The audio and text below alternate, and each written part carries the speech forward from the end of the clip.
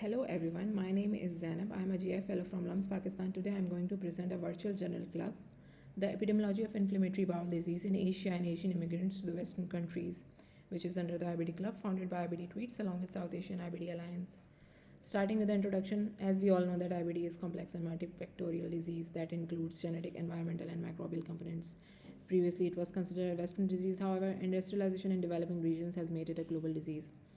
A longitudinal examination of the epidemiological trends of IBD in Asia has facilitated an understanding of IBD pathogenesis. The regional disparities among Asian countries, which comprise approximately 60% of the world's population.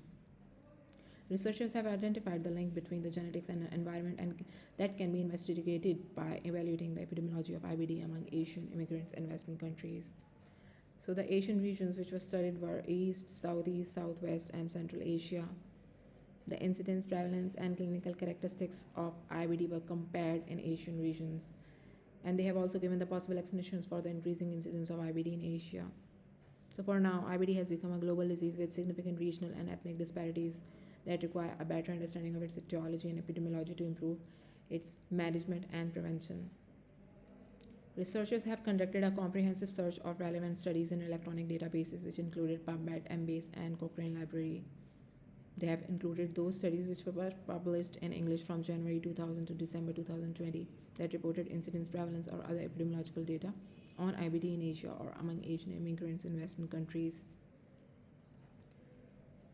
Data were extracted from the included studies using a standardized form which included study characteristics such as study design, location, and sample size, as well as demographic and clinical data related to the IBD, such as age, gender, subtype of IBD, and clinical outcomes. Quality assessment was done by using a scale known as Newcastle-Ottawa scale for observational studies, which assessed the quality of studies based on the selection of the participants, comparability of the groups, and outcome assessment. So the extracted data was found to be analyzed using descriptive statistics, including mean, standard deviation, and range, and they were presented in tabulated form and in the figures. So the main limitations which they come across that meta-analysis was not conducted due to heterogeneity of the included studies. Thus, the results were interpreted in the context of previous studies and current understanding of IBD epidemiology. Strengths and limitations of the studies were also discussed, and the future directions for the research on IBD were suggested. So, going on towards the discussion, the researchers found that there is an increasing incidence and prevalence of IBD in the recent years. However, the epidemiology of IBD varies widely across Asia, with some regions showing higher rates than the others.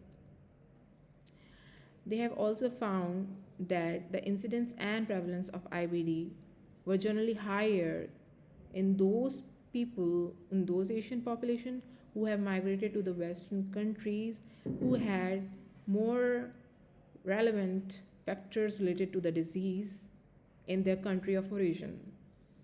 And those factors are particularly environmental factors. They have also identified the differences in IBD epidemiology between Asia and Western countries and have concluded that it could be due to the variations in genetic and environmental factors, including diet, hygiene, and exposure to the pathogens. The possible limitation which the researcher faced is that the role of genetics was not fully understood in Asian populations, although there was evidence to suggest that genetic factors had played a major role in the development of IBD in those Asian populations who have migrated to the Western countries. The researchers have also identified the inconsistencies in diagnostic criteria, small sample size, and variations in certain study design. So they have also concluded that to make an effective strategy regarding treatment and prevention, we have to understand the epidemiology of IBD in Asia and among Asian immigrants in Western countries. So this beautiful table shows the incidence and prevalence of IBD in various countries, showing that South Korea has the highest incidence and prevalence, followed by Japan, China, India, and Taiwan. This chart also shows the incidence and prevalence But among those Asian population who have migrated to the Western countries, including United States, Canada, United Kingdom, and again, you can see that South Korea has the highest incidence and prevalence among them, followed by China and India. This is the chart again showing the prevalence of IBD among Asian population, which showed that Israel has the highest rate of IBD among them, including 13.1 per 1 lakh population, and the rural China having the lowest incidence with 0.46 per 1 lakh people. The highest prevalence rates were found in Israel, Japan, Korea, and Singapore, and lowest were in rural China, Indonesia, and Malaysia. In terms of subtypes, there is a concern that ulcerative colitis was found to be more prevalent among them as compared to other regions except for Japan, Korea, and Singapore. So, going on towards the conclusion, we found out that the prevalence of IBD in Asia is lower than in Western countries, but there are significant regional differences within Asia. Ulcerative colitis was more prevalent than Crohn's in most Asian countries except for Japan, Korea, and Singapore.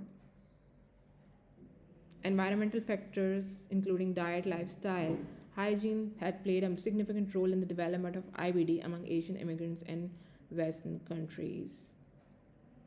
So, thank you so much for listening.